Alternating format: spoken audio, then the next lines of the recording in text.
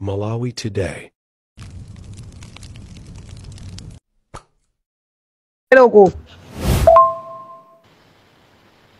Komanso kupanda manyazi kuti lero adzikhala shona kubweretsa zimenezi maliro athu ndithu kuti lomwe silinaume ya ife tikadalira zakuluza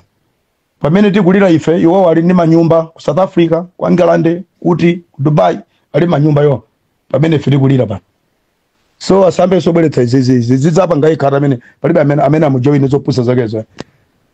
bo amukulumbira kwa mwisiri na lumbiritsidwe ndi adzeka kuti ayimbo panga implement apangira kuti implement outside adzeka teka ndama za kunyumba kwake mesa amanena police kuti ndama za boma ndizimezi zadze branch lemene pamene boma latuluka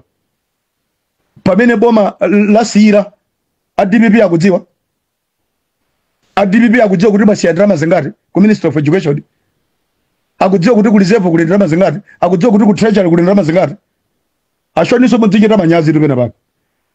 pasangochita zinthu zimkwiyo yani zikutsaliranizi zitayedi zimenezo inuyo ngati mpongo za president mukalechete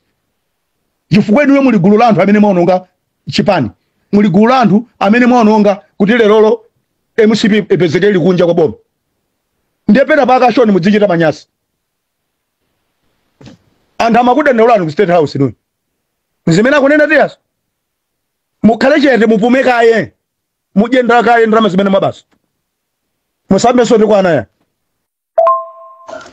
tali ndi manyumba adzikaponya zimenezo panopa tibe ne ntchito amene mwana sodzimva kwambiri mwana otumwa ola kuchipani sunga muna tagako ndalama sibaso achimwendo amarutsa ndalama amene angambakire ndani osambakire ameneyo ana akampuza maskulu abwino zake zidaire yeye ndi police mina amatumukira anthu amene waku State House ngati kunyumba kwa makolo awo akagwele uko ona bora di muso sapanga support za shoni kampona musalikweze BB mutikhalire kutali shoni yu amene ndi asati yese amene yuyu shoni asati yese ayi kodi mesa family yako imakhala ku America family yako ili ku America ndi $dollars amene ali nawo iyeyo apite akapanga akanjoye kumeneko apite ku holiday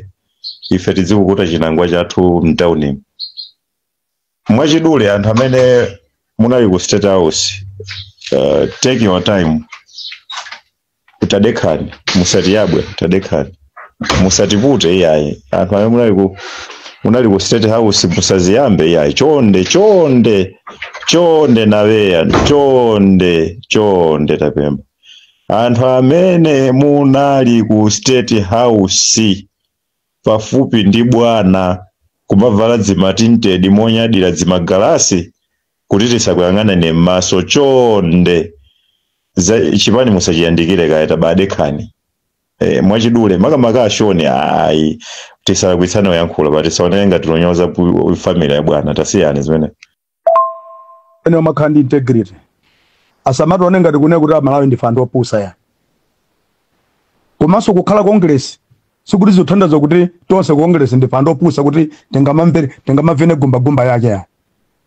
uyu ati samala kapanga za uchitsiro ati samale ati samale ifeyo ana athu ndamene akuyenera kuti aphunzire sukulu za ulere zimene amutalika anatilonjeza ndi anu ake sitinayambe kulankhula chifukwa tikudziwa kuti bomalo silinayambe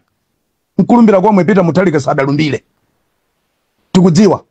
nthawi yoti tiyambe kwafinya DPP tikuidziwa ndife chifukwa amene tili ndi ano taphunzira sukulu Malawi muno ndifeyo iyeyo shoni ana kali ku America asatipatse busy kali ku America kali ku UK asatipatse busy kabumbwe kakeko adzika panganda akazake ndani ake asatipatse busy shoni akalechete maliro silina malize kuika ngakhale siwa silina sese nde ashona adzika ndi integrity chamba ife silifuna kama je chamba chambiri kali ife chibwana chimene chimene chwayi